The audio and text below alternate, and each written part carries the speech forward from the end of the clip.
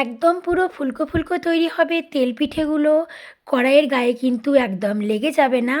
আর খেতে হবে অনেক সুস্বাদু, পুরো জালিদার তৈরি হবে। কিভাবে তৈরি করেছি চলো দেখে নাও ঝটপট। এখানে একটা পাত্রে চালের গুঁড়ো, খেজুরের গুড়, সামান্য পরিমাণে লবণ, আর যদি খেজুরের গুড় না থেকে থাকে তাহলে কিন্তু তোমরা খেজুর গুড়ের যে লবাদগুলো পাওয়া যায় সেই লবাদগুলো ব্যবহার করতে পারো।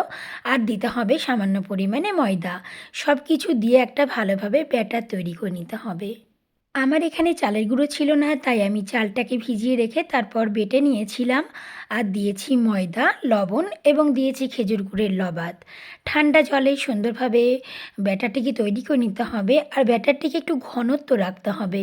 একদম পাতলা পাতলা ব্যাটার তৈরি করলে কিন্তু কড়াইয়ের গায়ে ছিটকে লেগে যাবে, একটাও পিঠে কিন্তু ভালোভাবে উঠবে না। একটু মোটা ঘনত্বের ব্যাটার তৈরি করতে হবে। তেলটিকে ভালোভাবে গরম করে নেবার পর তারপর কিন্তু ডাবুর সাহায্যে ওই ব্যাটারটিকে তেলের মধ্যে দিতে হবে ঠিক এইভাবে। এবার একটা ঝাঁঝরার সাহায্যে ওপর থেকে তেল দিয়ে দিতে হবে একটু একটু করে।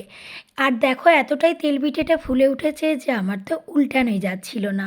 যেমনভাবে বললাম ঠিক এইভাবেই যদি তোমরা বাড়িতে তেল পিঠে তৈরি করো তাহলে তোমাদের প্রত্যেকটা পিঠেই হবে অনেক ফুলকো ফুলকো এবং খেতে হবে অনেক অসাধারণ। যদিও আমি এই পিঠেটা এই প্রথমবার তৈরি করলাম, তাই ভেবেছিলাম প্রথমে খেয়ে দেখব, তারপর তোমাদের সাথে রেসিপি শেয়ার করব। তাই প্রথম থেকে কিন্তু ভিডিও নেওয়া হয়নি আমার, তাই মুখেই বলে দিলাম ঠিক আমি কিভাবে করেছি। তোমরাও বাড়িতে ঠিক এইভাবে তৈরি করো এবং খেয়ে পরে জানিও আমাকে কেমন লেগেছিল তোমাদের খেতে। চলো একটা পিঠে আমি তোমাদের একটু কেটে দেখিয়ে দিই। একদম পুরো নরম নরম তৈরি হবে। আজকে যদি এই পিঠেটা তৈরি করো তোমরা কিন্তু পরের দিন সকালেও খেতে পারবে এই পিঠেটা।